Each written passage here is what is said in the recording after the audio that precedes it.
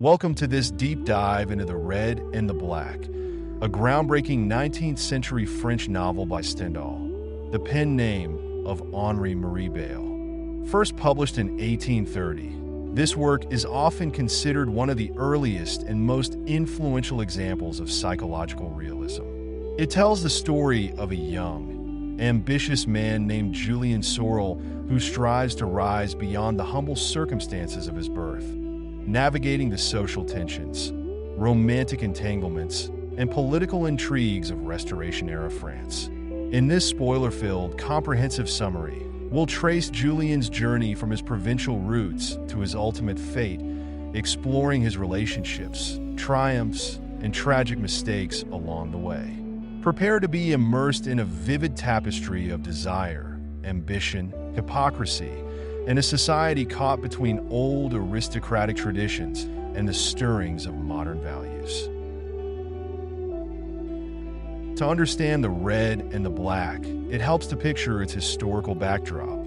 The story unfolds in the 1820s, soon after Napoleon's downfall and the restoration of the Bourbon monarchy. France is in a state of social and political flux. The ideals of the Revolution and the Napoleonic era still linger in people's imaginations, particularly among the younger generation, while the old aristocracy and the Catholic Church reassert their power. In the novel, these tensions often manifest in everyday life.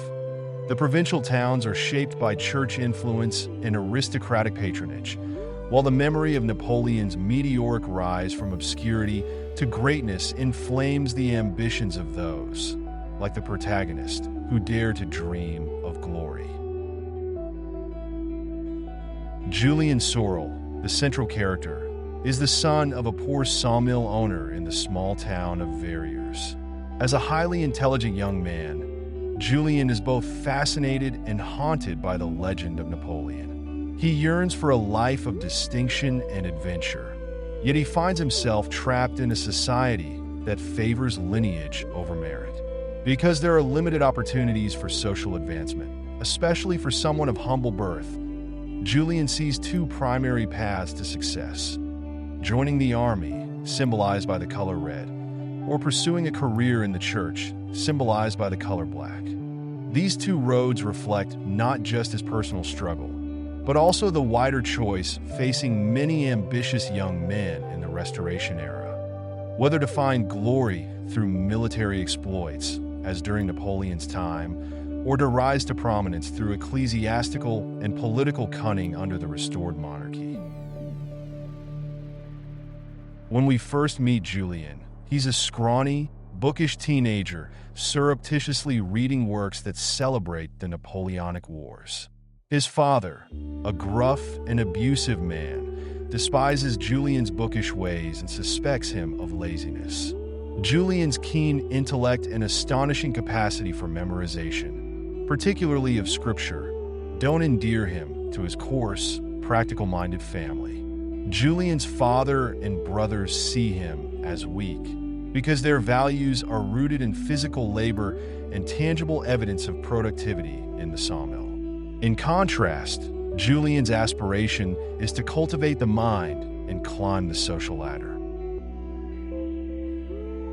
Julien's reputation for piety and scholarly skill soon catches the attention of the local parish priest, the Abbé Chalin, who becomes something of a mentor to the young man. Recognizing Julien's potential, the Abbé arranges for him to become the tutor for the children of Monsieur de Renal, the mayor of Verrières and a prominent figure in the town.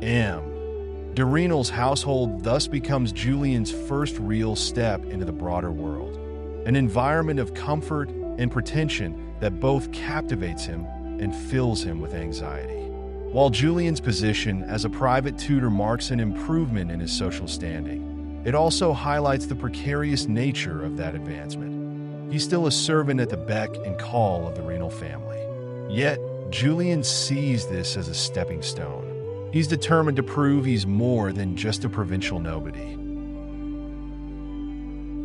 Upon moving into the Renal household, Julien quickly discovers that life among the local bourgeoisie is marked by ongoing power games, hypocrisy and snobbery. As the children's tutor, he is supposed to be both learned and morally above reproach. He soon catches the eye of Madame de Renal, the mayor's wife, who is drawn to his youthful earnestness, sincerity, and vulnerability, qualities absent in the complacent, status-conscious men of her social circle.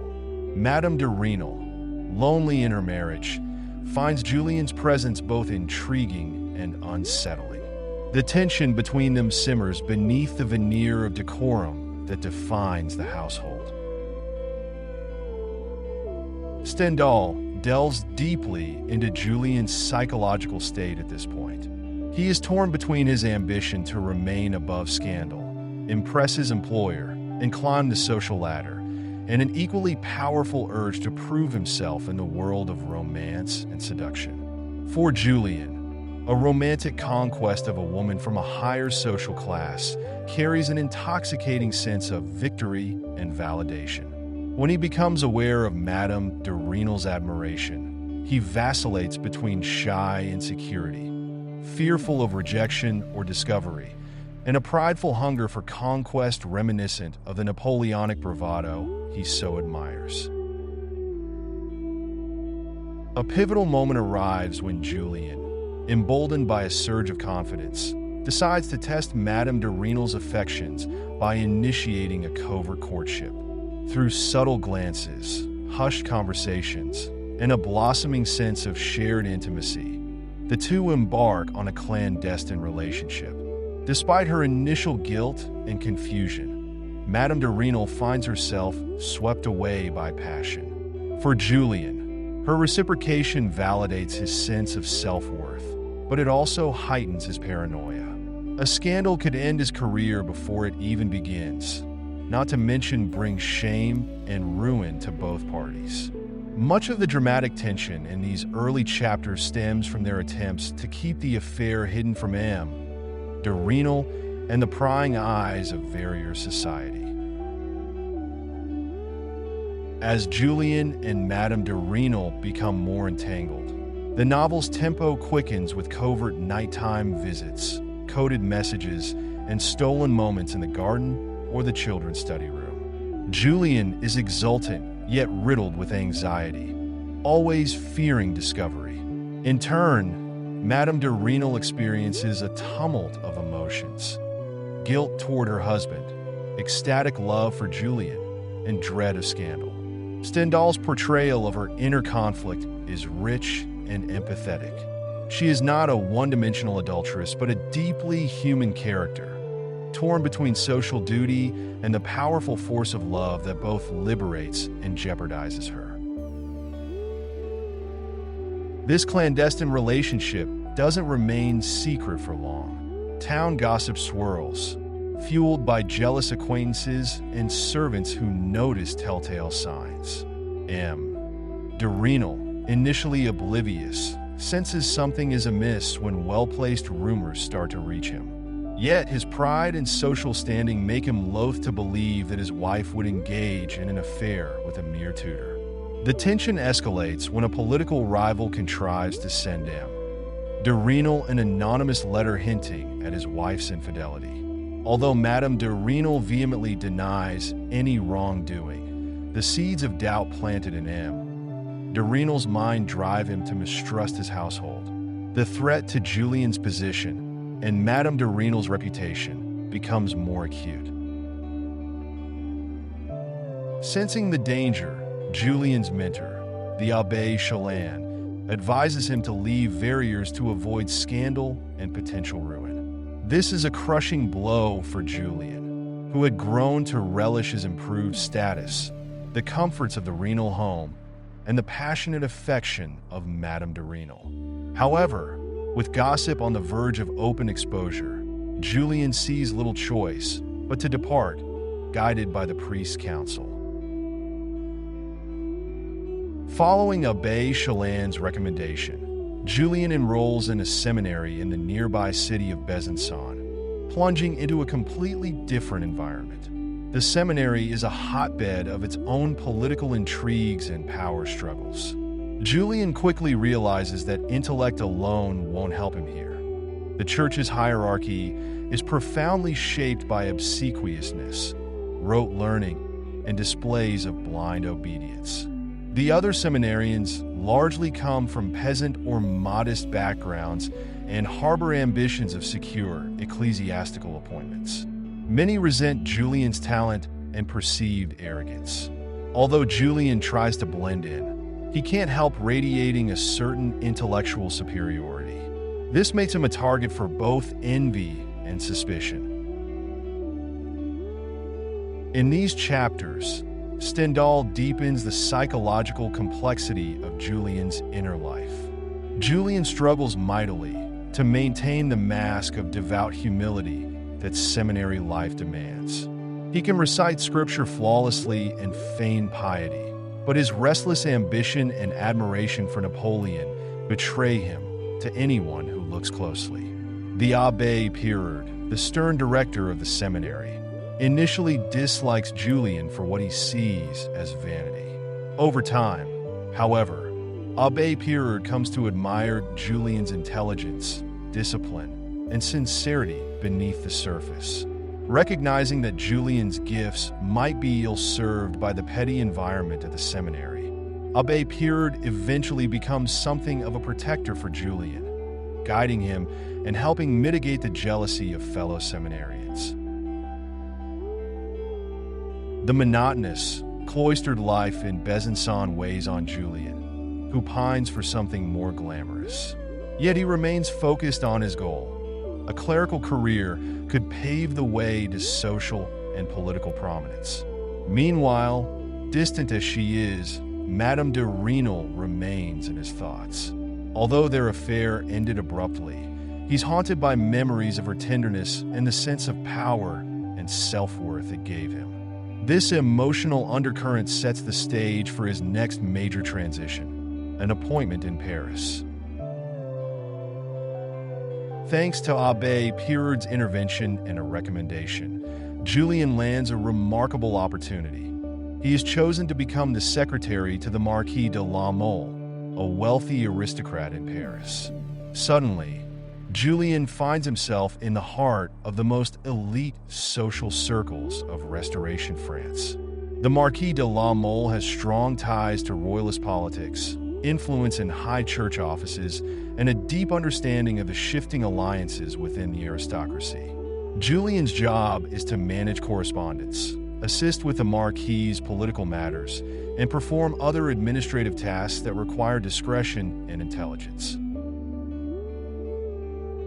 The shift from the quiet provincial life to the bustling, hierarchical world of Parisian nobility electrifies Julien. He's both dazzled and intimidated by the sophistication of the people around him, their refined manners, and their subtle ways of demonstrating power.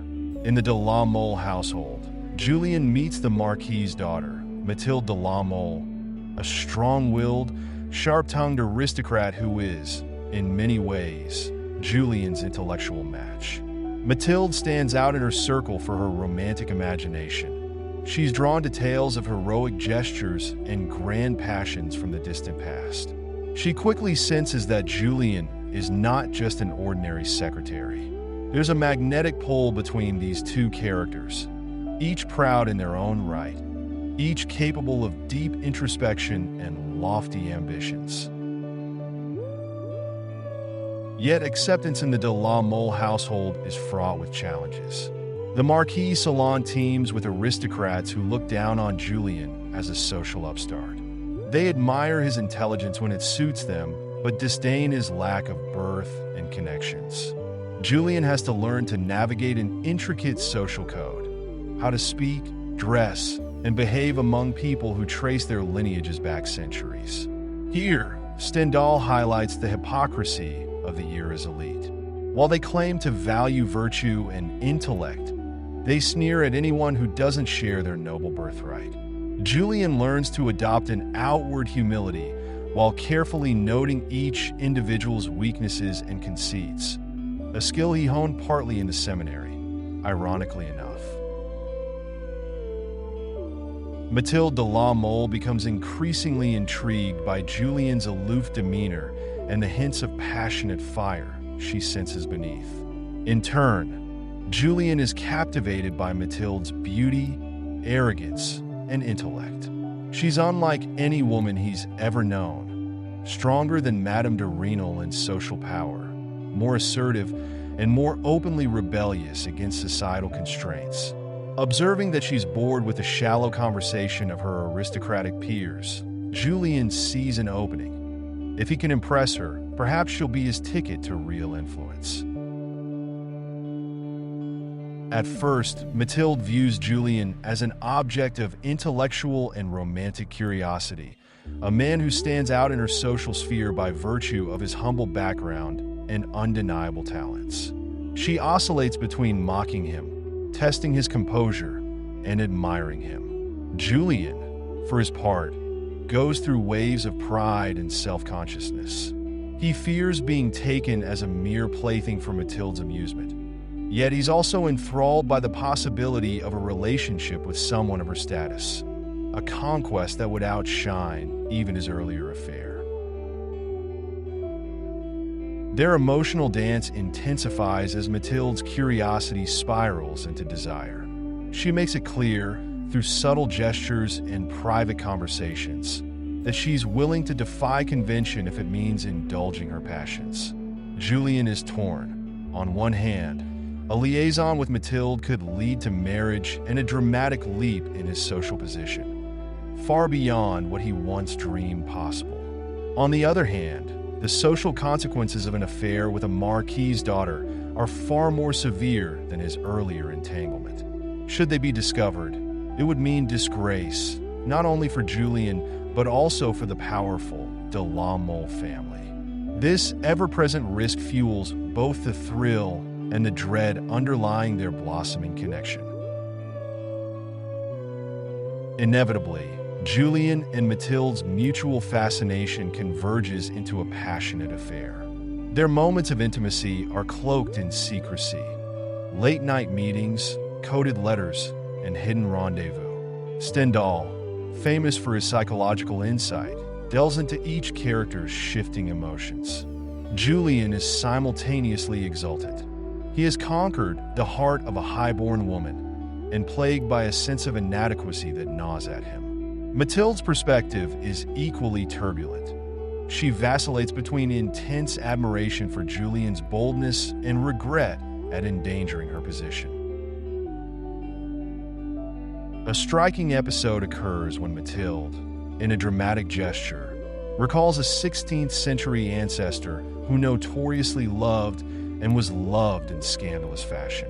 She sees herself as reenacting some grand historical romance, elevating her relationship with Julien to a near-mythic level. Julien, though flattered, remains ever practical. He wonders if she's merely using him to satisfy her taste for the extraordinary. This push-and-pull dynamic escalates as Mathilde's pride leads her to test Julien's devotion, sometimes treating him with cold detachment, other times lavishing him with attentions that signal genuine love. Eventually, the affair leads to a critical turning point. Mathilde discovers she's pregnant. In the context of 19th century aristocratic France, an illegitimate pregnancy is catastrophic. Knowing full well that the scandal could destroy both their lives, Mathilde clings to the belief that her father might be persuaded to legitimize their marriage if Julien can prove himself worthy. Julien, in a frenzy of ambition, sees this as the ultimate test. If he can secure the Marquis de la Mole's approval, he will have triumphed against all odds. However, the road ahead is far from smooth. Mathilde's father, though he is occasionally impressed by Julien's service, is a proud nobleman deeply invested in his family's status. On hearing of his daughter's predicament, he rages against the idea of a marriage to a penniless commoner. In one of the novel's most dramatic episodes, the Marquis, initially livid and humiliated, contemplates how best to handle the situation. In a society where lineage is everything, an aristocratic daughter pregnant by a social climber is a major scandal. However, The Marquis also recognizes that Julien is no ordinary man. He's proved to be indispensable in several political dealings. Out of paternal concern for Mathilde and keen self-interest, wanting to avoid a public shame, the Marquis weighs the possibility of conferring a token nobility upon Julien. The idea is to gloss over the gulf in birth and allow a discreet marriage to proceed. The news that the Marquis might grant Julien a noble title of sorts through the purchase or assignment of a minor estate fills Julien with a sense of triumph. He sees himself following in the footsteps of Napoleon, the ultimate social upstart who took a crown. Yet, this exultation is tempered by ongoing apprehension. The Marquis's acceptance seems grudging, and the fragility of Julien's position is obvious. Meanwhile, Mathilde's aristocratic acquaintances whisper behind her back, speculating on how her father will handle the predicament. Just when Julien seems poised to gain everything he ever wanted, fate deals him a cruel blow. A letter arrives at the de la Mole home from Madame de Renal, of all people, written in a moment of spiritual repentance, encouraged by a particularly zealous priest. Madame de Renal confesses to having been seduced by Julien's manipulative ambitions. She warns the Marquis that Julien's pursuit of Mathilde is likely driven by greed and social climbing rather than genuine love. This letter shatters the Marquis's tentative plan to ennoble Julien. Overnight, Julien's carefully constructed future collapses. Consumed by rage, the Marquis withdraws his support, effectively casting Julien aside and leaving Mathilde's future uncertain. Enraged by Madame de Renal's betrayal, someone he once loved and believed loved him, Julien lashes out in one of the most shocking acts of the novel. Unable to restrain his fury, he travels to Verrières, bursts into the local church where Madame de Renal is attending Mass, and fires a pistol at her. It's a moment of pure impulsive violence, a catastrophic miscalculation that stands in stark contrast to Julien's previously strategic nature. Madame de Renal is struck but survives, gravely wounded. Julien is immediately arrested.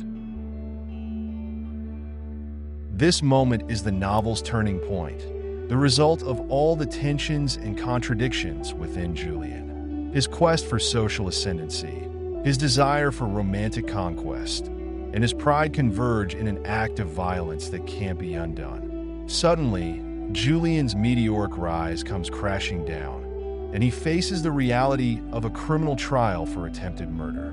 Society, which once tempted him with illusions of grandeur, now gathers to condemn him. Mathilde, devastated and confused by this turn of events, stands by Julien publicly, although her father is disgusted by the scandal. In a surprising twist, Madame de Renal, despite being shot by Julien, also comes to his defense, claiming she forgives him and urging the courts for leniency. Julien's trial becomes a spectacle in the town and across the region, encapsulating the novel's themes of hypocrisy, ambition, and moral complexity. The prosecutors paint him as a scheming social climber who tried to murder his former lover to silence her revelations. Julien, though aware of his guilt, feels a surge of pride in refusing to grovel for mercy. Instead, during his testimony, he offers a blistering critique of a society that denies people of talent any means of advancement other than duplicity. He admits that he is a product of his times, and that his ambition, while misguided, is rooted in a desire to achieve greatness in a world rigidly stratified by birth. Mathilde remains in the public eye, showing unwavering loyalty. She pleads with her father and uses every connection she has to spare Julien from the guillotine. Madame de Renal, too, expresses forgiveness and tries to intercede. Despite these efforts, the judicial machinery and the weight of public opinion are against him. The sensational nature of his crime, attempted murder in a church of a defenseless woman, makes a plea for mercy nearly impossible. In a last, desperate moment, there's a flicker of hope when Madame de Renal testifies that she still loves Julien and that her letter to the Marquis was written in a moment of religious guilt, heavily manipulated by a confessor who exploited her conscience. She insists that she never intended to destroy Julien, nor did she expect him to react with violence. But the damage is done. Julien is found guilty and sentenced to death. What once seemed like a triumphant rise now ends in a stark confrontation with mortality. Once condemned, Julien is placed in solitary confinement, where he undergoes a profound transformation. Cut off from the hustle and bustle of social climbing, the illusions of romance, and the daily grind of ambition, he's forced to confront the depths of his own character. In these prison scenes, Stendhal brings to the forefront one of the novel's most potent themes, the capacity for introspection and emotional growth, even in the darkest circumstances. Julien realizes that beneath his desire for power and respectability, he truly did love both Madame de Renal and Mathilde, but in different ways. With Madame de Renal, he experienced a tender, almost innocent passion that represented acceptance and maternal warmth. With Mathilde, his love was interwoven with admiration for her daring spirit and the possibility of social elevation. Alone in his cell, Julien grapples with remorse over shooting Madame de Renal, acknowledging that it was not just an act of passion, but also a desperate assertion of control over a situation he felt slipping away. The more he reflects, the more he recognizes that his entire life's journey was defined by an unbridled pursuit of honor and status at all costs. During these final chapters, a curious reversal occurs in his relationships. Madame de Renal visits him, reaffirming her unconditional love and forgiveness, while Mathilde alternates between fierce devotion and moments of aristocratic pride. Madame de Renal's ability to forgive speaks to a form of love untainted by the calculations and power plays that once occupied Julien's mind. Stendhal deftly portrays these emotional complexities, showing that though Julien may be condemned by society, he finds an inner redemption through genuine remorse and a recognition of love's true nature. As Julien's execution date approaches, his bond with Madame de Renal grows ever more poignant. She holds out hope that the sentence might be commuted, though Julien himself is skeptical. He increasingly values each passing moment, cherishing the authenticity of love that no longer needs to mask itself behind ambition or pretense. In these soul-bearing encounters, both characters achieve a measure of peace. For Madame de Renal, the emotional storm that once tormented her has quieted into a gentle acceptance of her love for Julien, even though it's destined to end tragically. For Julien, these last days confirm that love, not social status, is the most profound experience life offers. Meanwhile, Mathilde, pregnant with Julien's child, attempts every last resort to secure a pardon. She visits influential aristocrats, begs her father to use his clout with the king, and even contemplates extreme actions, but the condemnation remains firm. Stendhal contrasts Madame de Renal's serene devotion with Mathilde's dramatic flair.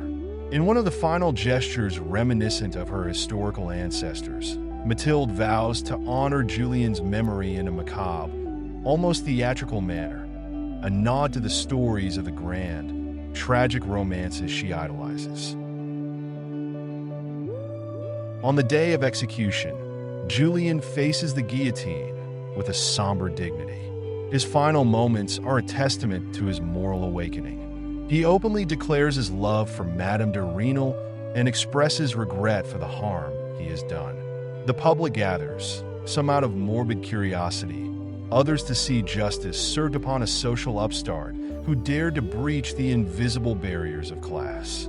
In a deeply affecting scene, Julien meets his fate, leaving behind a swirl of conflicting emotions in those who witnessed his journey.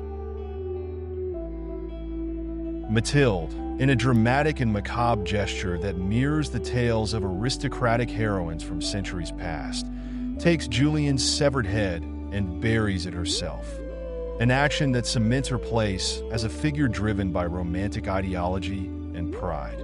The child she carries will grow up without its father, bearing a tarnished legacy in the eyes of the aristocracy.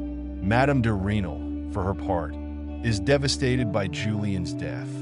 Stendhal suggests that she soon succumbs to her heartbreak, dying out of grief and leaving behind the memory of a love that was, in many ways, the truest experience of Julien's life. Thus ends The Red and the Black, in a flurry of tragic consequences unleashed by ambition, passion, social constraints, and personal flaws. Julien Sorel embodies the struggle between wanting to rise above one's station and adhering to moral or emotional truths. His downfall is intimately linked to his impatience to succeed and his inability to reconcile genuine love with calculating ambition. Stendhal critiques a society that forces men like Julien to adopt hypocrisy or manipulation just to gain a foothold in the world. From Verrières to the Parisian salons, Julien confronts a rigid class structure wherein nobility mocks, yet secretly envies the talents of those beneath them. Both the provincial bourgeoisie, exemplified by M. de Renal, and the high aristocracy, represented by the de la Mole family, suffer from deep-seated hypocrisy. They claim virtue but practice exclusionary tactics that trap those of lower status. Julien's dual affairs with Madame de Renal and Mathilde highlight the complexities of desire shaped by social context. Madame de Renal's love is maternal and self-sacrificing, while Mathilde's love is fiery and bound up in notions of heroism and defiance. In both, real human connection clashes with external pressures, gossip, reputation, and class pride, and those pressures ultimately distort or destroy the relationships. Stendhal's commitment to psychological realism sets The Red and the Black apart from many novels of its time. We're given window after window into Julien's thoughts, his pride, his insecurities, his fantasies, and his moments of lucidity. This interior focus underscores how personal psychology can both mirror and collide with broader societal forces. The novel's title evokes multiple interpretations. On a literal level, red and black are the colors of the military uniform and the priest's cassock, reflecting the two paths to power in Restoration France. Symbolically, they also suggest passion, red for love or revolutionary fervor, and asceticism or authority, black for the church, but also the cloak of formality and mourning. Julien oscillates between these two realms, never fully belonging to either. Reading The Red and the Black is an emotional experience precisely because Stendhal not only portrays societal machinations, but also invites us into the intimate corners of his characters' minds.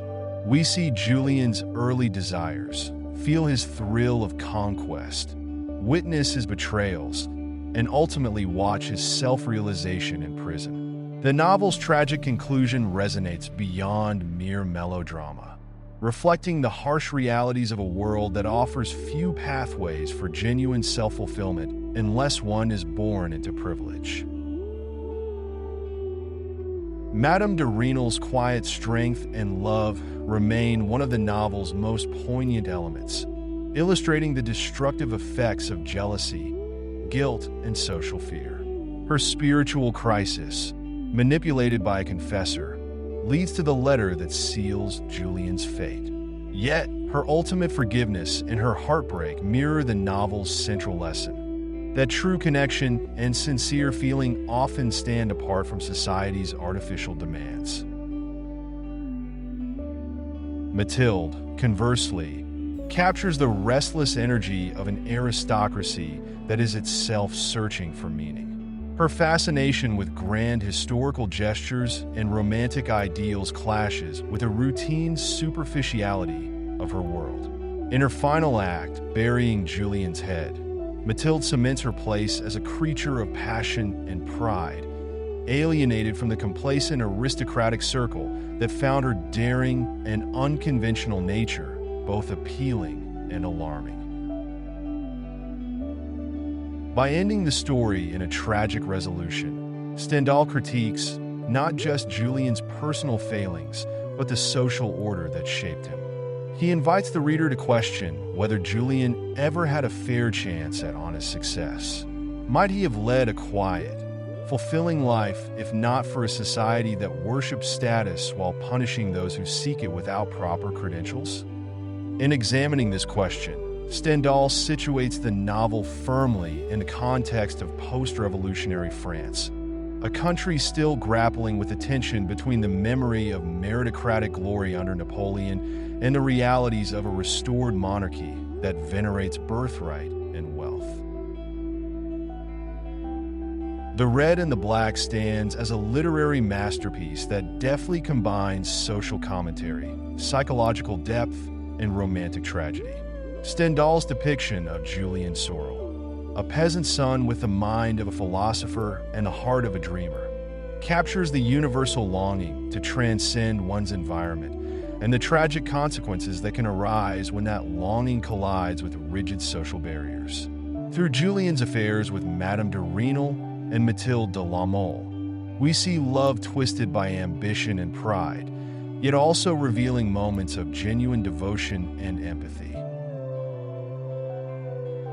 Above all, the novel's final message underscores the tension between an individual's inner desires and the constraining forces of society. In his climb toward power, Julien adopts manipulative strategies that erode his moral compass. Only when he confronts the near certainty of death does he achieve clarity about what truly matters: love, remorse, and the authenticity of the human connection he once underestimated. While his story ends tragically, it remains a resonant cautionary tale about the cost of unchecked ambition and the pitfalls of a society in which birthright often eclipses genuine merit. In conclusion, The Red and the Black invites us to reflect on the ways in which social structures can limit individual potential and distort genuine human emotions. As you've now heard the full, spoiler-filled journey of Julien Sorel, his humble beginnings, passionate entanglements, dramatic leaps in status, and ultimate downfall, hopefully you come away with a sense of the novel's intense emotional stakes and timeless relevance. It is at once a love story and a social satire, an exploration of personal identity under oppressive norms, and a poignant study of how ambition can both elevate and destroy a young, brilliant spirit. Stendhal's work endures because it resonates on multiple levels: historical, psychological, and deeply human. It reminds us that even amid the most rigid hierarchies, the forces of love, pride, and ambition can collide in unpredictable, often heartbreaking ways.